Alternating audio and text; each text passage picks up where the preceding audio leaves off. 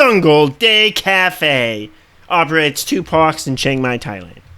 Nestled in the mountains 30 minutes north of Chiang Mai sits Pongyang Adventure Park, or just Jungle Coaster and Zipline Resort. Housing the first and currently only jungle coaster in Thailand, plus a zipline course and other attractions, this is a beautiful mountain retreat.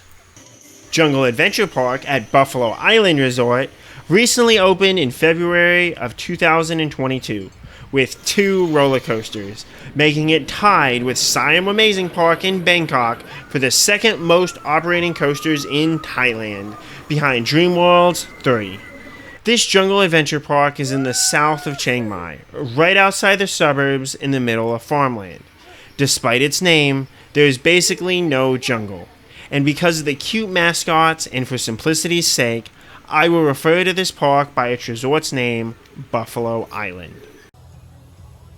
Here, I want to rank the top attractions at these parks, since the way Jungle Day Cafe lists their attractions can be confusing, and since packages may be expensive and you may want to purchase some of these attractions individually. Of note, there were a few attractions that I did not get to experience. Butterfly, the other roller coaster at Buffalo Island, had been removed on my visit, and its status remains unknown. The boat jump was standing, but closed in what seemed to be a prolonged closure to try and get it working correctly. These 2 attractions were a bummer to miss, as they likely would have made this list. I also did not try surfing, since it is an upcharge and I'm just not that good at surfing. At the Jungle Coaster and Zipline Park, I was unable to try the slider airbag or easy jump due to their 50 kilogram or 110 pound weight limits. I also missed the giant swing there, since it has an 80 kilogram or 176 pound weight limit, which I just missed. Though I got an extra ride in the Jungle Coaster through my package because of this, so I'm really fine with missing it. Number 15. BBQ Boat at Buffalo Island. The BBQ Boats have a confusing name because it implies that there is food, when in fact, a ticket on these just allows you to ride them. No food purchase necessary. With not too many places to go with the boat, I got dizzy fairly quickly. I would imagine packages exist to eat Thai barbecue on the boats, since a grill is situated in the middle of the boat, though you might get seasick trying to actually eat like that. Overall, it would be a nice experience for a family, but wasn't too thrilling for just me and my wife. Number 14. Bump Boat at Buffalo Island. The bump boat had nice steering, but there was not too many places you could go with the boat, since the roofs of the boats, which offered great protection from the sun, made the boats unable to go under the bridges. Maybe this is an attraction that would be more fun with other riders, but it just didn't offer anything too special. And the English nursery rhyme children's songs got old fast, even for a former kindergarten teacher. Number 13. Slider at Buffalo Island. Having never ridden one of these before, I was excited that they might offer a unique sense of airtime. But this slider was only okay. It offered a slide where you're thrown onto a giant airbag. The actual drop into the air wasn't too special. The hardest part for me was worrying about landing correctly so that I didn't hurt myself or anything like that. The view from the slider tower is nice though, and the staff was very nice in letting me stay up there and take photos and videos of the park. Number 12. Remote Boat at Buffalo Island. The remote boat was fun since I got to drive my own little pirate ship. This may not be worth a separate price, but including it in a package is a great plus. You get to pick from a couple different boats and drive it around from a giant remote ship wheel that is set up along the dock. Especially if you could race or play around with a friend or family member who is also doing this activity with you, it could be fun and enjoyable for sure. Number 11. Quick Jump at Buffalo Island. The quick jump offers a really scary and intimidating sight, since you're basically jumping into a free fall to the ground. However, the auto belay catches really quickly, so you barely get any free falling sensation from the actual jump. Since these are placed at the end of the zipline courses, you've already gotten used to the various height and ziplining elements, so the scariness isn't too special. Overall, it is a nice photo opportunity, but if you succeeded in doing the zipline course, not something that you should be afraid of. Number 10. Quick Jump at Jungle Coaster and Zipline Resort. The Jungle Quick Drop was slightly better, mainly due to the setting and the long spiral climb that is required to get to the loading platform. Though the drop was the same slow descent, lacking any great thrills. Number 9. Backhoe / Timber Grab / Power Crane at Buffalo Island. Tucked inside Playground A and billed as 3 separate attractions are the Backhoe, Timber Grab, and Power Crane. Although basically the same attraction, which is how I rank them here, these offer a really enjoyable task that isn't entirely easy to perform.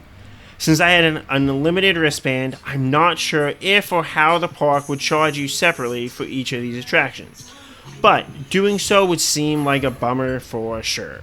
This is the type of attraction that I would recommend for any small amusement park to add, since it is enjoyable and unique whether you're a young child or a grown adult. Number 8. Jungle Bikes at Jungle Coaster and Zipline Resort. Who doesn't want to ride a bike attached to a zipline rope? I mean, probably most people. The location of this attraction in the heart of the jungle over the water makes it beautiful. And it's one of those attractions that is worrisome because you're just hoping that you don't mess up and cause the bike to fall off the line. However, besides for the views and worrying, there isn't much more to this attraction, which is why it doesn't rank any higher. Number 7. Giant Swing at Buffalo Island. Unable to experience the giant swings at the Jungle Coaster and Zipline Resort, I was able to experience them at Buffalo Island. This swing offers a freaky visual because of the rope just snapping off to start your swing. However, if you're not lying down correctly, they will hold you at the apex until you've corrected your stance. So there's a fine amount of warning for the actual rider before it breaks off. On the downward swing, there's a fair amount of positive G's that were making me fairly dizzy towards the end of the ride, as they let you swing back and forth many times. Maybe it was riding all the zip lines at these parks, but the height off the ground of the swings really didn't bother me on this ride, which is strange, but made the ride more enjoyable, so I'll take it. Number 6. Jungle Day Cafe at Jungle Coaster and Zipline Resort. Although not a ticketed attraction, walking through the Jungle Day Cafe at Pongyang Jungle Coaster is an absolutely incredible experience. I did not try much of the menu, so I'm ranking this simply as a walkthrough attraction that just so happens to sell food as well. If it makes sense for your plans, eating a snack while overlooking the beautiful trees and streams that this cafe borders is well worth your time. Although there may be more scenic places to eat in the mountains around Chiang Mai. This atmosphere alone ranks better than many of the attractions between Jungle Day Cafe's 2 adventure parks. Number 5. Coaster Karts at Buffalo Island. This unique new roller coaster from Vegan offers go-kart style trains that are powered through the course. For me, the best part was the laterals, though not great, that threw you towards the left side of the cart. If you sit on the right-hand side and have the left-hand side of the cart open, you can get some enjoyable forces throwing you to that side of the cart. Despite being unique, this is really just an average or slightly less than average family coaster. It's nice and unique, but nothing super special.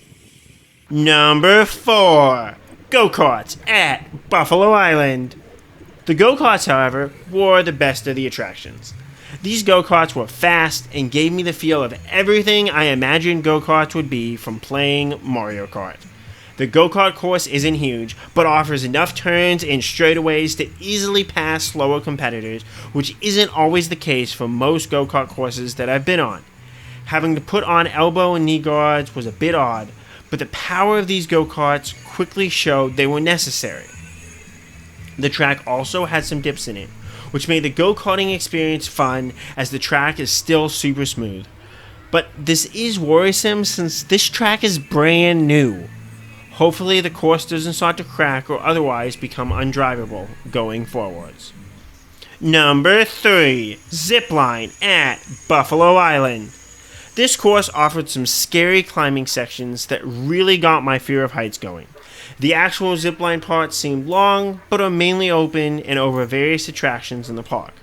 Though it is a nice experience getting an aerial view of Coaster Kart in the park, there just isn't much to see to make this a truly fantastic experience. Number 2. Jungle Coaster at Jungle Coaster and Zipline Resort. The views from the Jungle Coaster were great, along with the nice laterals that you got from the turns.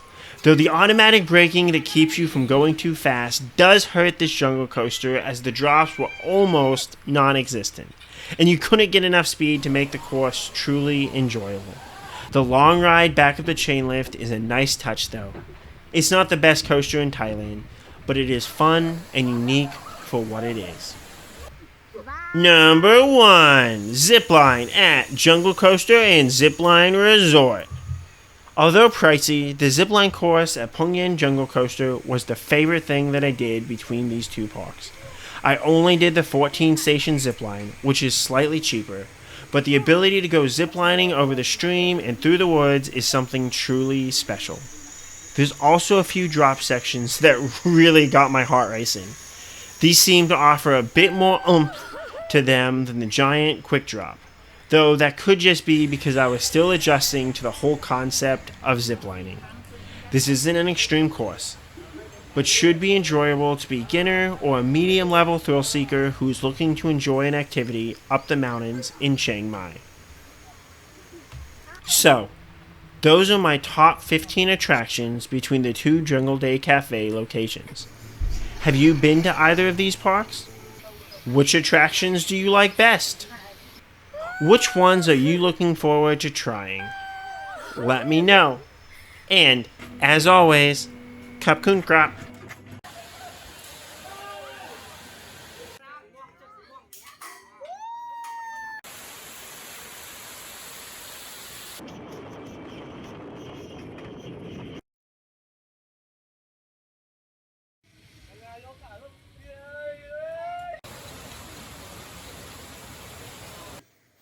Bye.